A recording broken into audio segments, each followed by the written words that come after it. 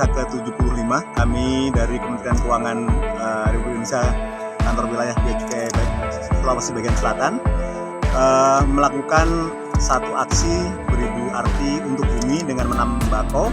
Yang ini sangat bermanfaat buat manusia karena pertama dia menghasilkan oksigen yang luar biasa, kedua dia di bawahnya nanti akan ada banyak ikan, kemudian kepiting dan sebagainya, itu akan memberikan penghasilan buat masyarakat.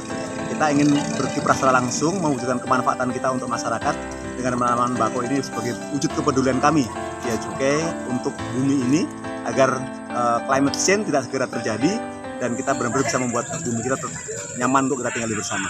Tahun lalu juga sudah kami adakan dalam rangka Akordia, Hari Anti Korupsi Sedunia. Hari ini atas Hari Uang.